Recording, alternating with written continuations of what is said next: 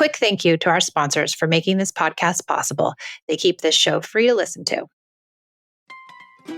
This episode is sponsored by ByHeart. ByHeart features a patent protein blend that gets closest to breast milk.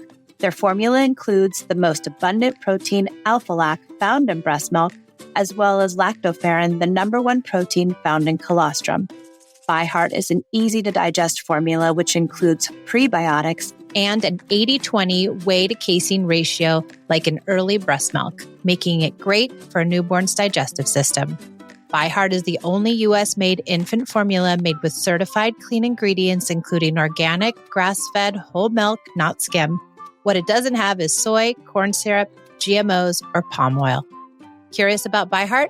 Redeem your welcome offer at byheart.com/podcast. Use code PEACE for a limited time. Additional terms and conditions apply. I came to parenting with everything I learned in childhood: yelling, punishing, controlling, and shaming. After trying almost every method, I found connected parenting and was totally shocked when empathy, listening, doing away with rewards and consequences, and being a safe place actually worked. It moved the behaviors of my children, and it felt good, especially with my very strong-willed and highly sensitive oldest daughter.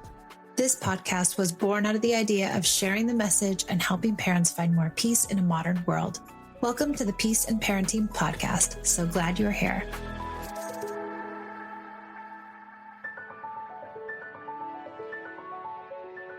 Hi, welcome back to the Peace and Parenting Podcast. I'm Michelle, and I've been contemplating an idea here.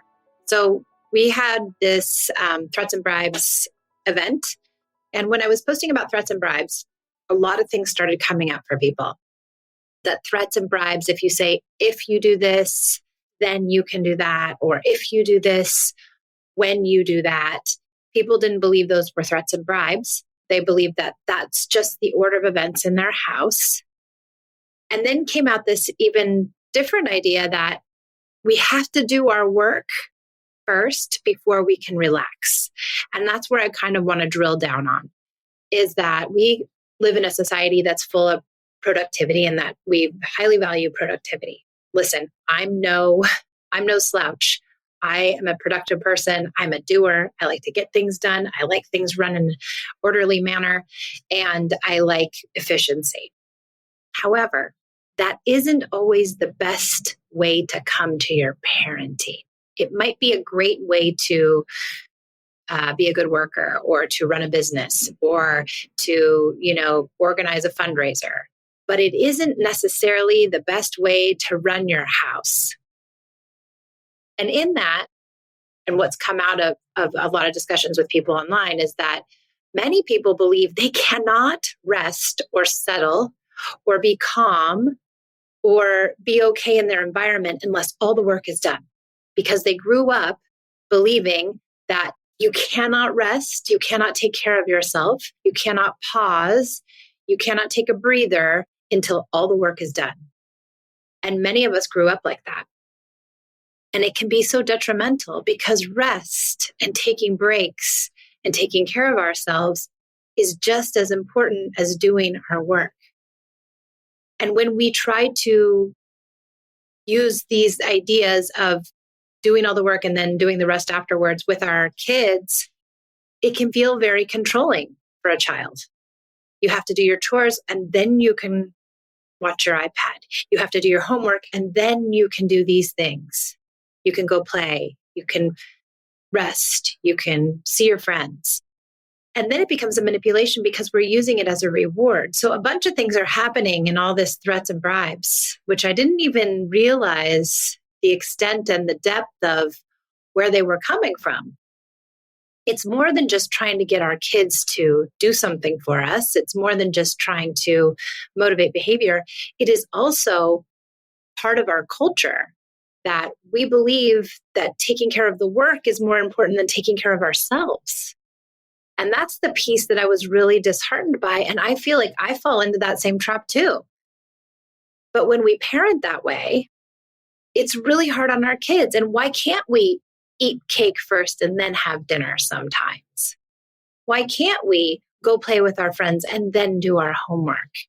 If you say to me, if I'm telling you that and you're thinking in your head, well, they won't do their homework, now we have the bigger problem. But that problem we can fix. That problem is a connection problem.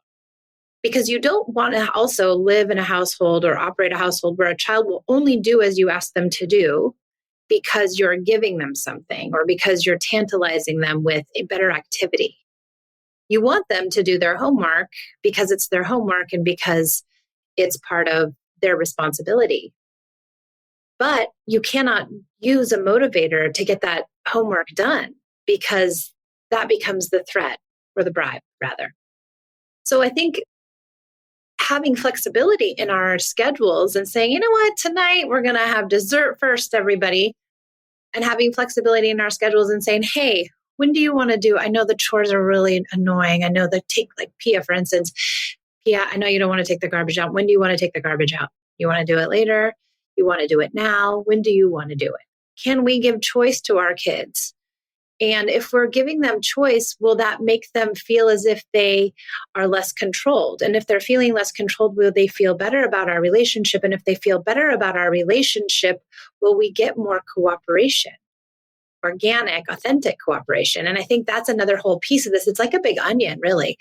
Another whole piece of this is that we're using the threats and the bribes and the order of events and the work first, play later attitude to garner cooperation inorganically or inauthentically, rather. We're using it manipulatively. Now, it might feel slight, but if you're a child and you're experiencing this kind of threat or bribe 2 or 3 times a day, times 365 days, you're talking 900 times in a year, you're being threatened or bribed into doing something. After a while, it doesn't feel good anymore. Nobody wants to be manipulated. Nobody wants to have the playtime held over their head that they can't do it unless they do their chores first, or unless they brush their teeth first, they're not going to get the show, or whatever it is that we're using in our world to tantalize or to modify or to incentivize behavior. We want behavior to be organic and authentic. We want cooperation to be organic and authentic. And we get authentic and organic cooperation through connection. We're hitting pause for a moment to thank our sponsors. These brands make sure you can listen to this podcast for free. ADHD affects so many of our families, and finding the right care can be a challenge. With Done, you can get the care you need 24/7. At donefirst.com, you have an expert team who can help you get personalized treatment for you and your sweet kids. ADHD doesn't have to jeopardize the connection you share with your family. Take a free 1-minute assessment and book an appointment with a licensed ADHD clinician as soon as the next day. Get continuous care, one-click refills, insurance coverage, and 24/7 care team support with Done for just $79 a month and pharmacy copays as low as $0. Visit get.donefirst.com/podcast to learn more. Done. Turn ADHD into your strength.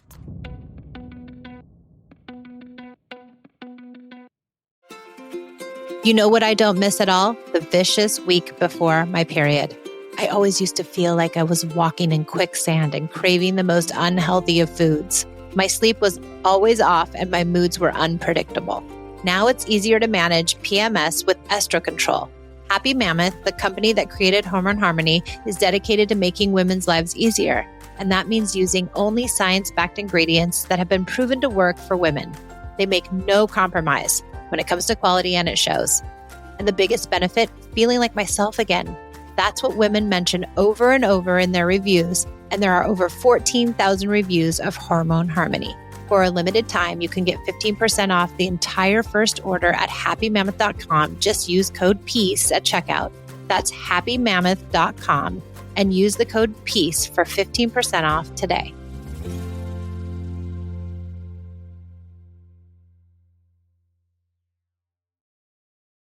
Okay, back to the show.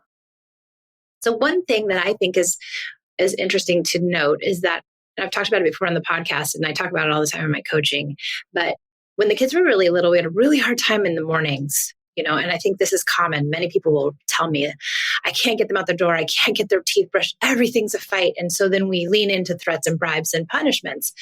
You can't play your video game unless you brush your teeth and get ready for school. Then they get on their video game and you can't get them off the video game because you haven't created connection. You've created coerced cooperation, which we don't want. So what I always did in the morning was, before I asked my kids to do anything, before I required them to brush their teeth or get dressed or do any of the things that were on our list of things to do, I used connection. I got connected with them. I played with them in the morning. Every single morning for nearly 10 years, we played together before anything else. Why?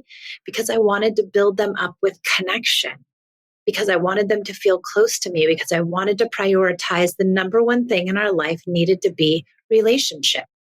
And you can't prioritize relationship if you're fighting through 25 chores. It's just not going to work. So every morning we got up and we ate first, because everyone was always starving in my house, but many people do it a little bit differently, and they'll even do it before they eat. And after we were done eating, I got up 25 minutes early every day for 10 years at least, meaning I was getting up at like 5:45 and 6 o'clock in the morning. And I created this space where I used 20 minutes, and sometimes it would really only take 10, to play with them. We would jump on the trampoline sometimes at 6 in the morning. We would play pillow fights. We would play a game called Can't Get Past Me. We would play hide and go seek. It feels like every season was a new iteration of some different game we were playing. Sometimes we would just color. Sometimes we would do tiny special times, 10 minutes each. It just depended on what was going on in our home. And it changed everything because I prioritized connection, and I think they could feel that. And over time, brushing teeth and getting ready and getting organic cooperation was a breeze. After a while, I didn't need the extra 20 minutes because getting ready for school only took 10, because I prioritized connection, because I prioritized relationship. And I didn't think, and I had to really rework my own ideology that we needed to do the work and then we could be rewarded. We live in this society where we are deeply steeped in the idea of rewards, even rewarding ourselves. I do it to myself too. I'll say, I'll tell myself, if I can hike this entire thing, I'm going to reward myself with a green juice at the end. And I won't give myself the green juice before I go hiking. Why? I don't know, because that has been instilled in me. I sometimes will sit at my desk and work and work and work and work and work and work, and I will reward myself with taking a break out on the back patio. Why didn't I take a break on the back patio in the middle of my work? Would it have made my work better? Why didn't I take the break before my work? Would it also have made my work better? Would it made me feel better? Why am I denying myself the break? Because I think I grew up in this society too, where we highly prioritize productivity and work. And so I know this is kind of a rambling, weird, circuitous kind of podcast, but I do believe all of these things are linked together. The threats and the bribes come from this place of work first. They also come from this place of we need to get cooperation because we need to get things done, also checking things off lists.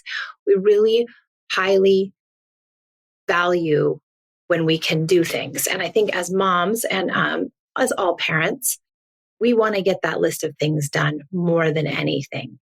And many of us, like myself, don't feel good until that list of things is done.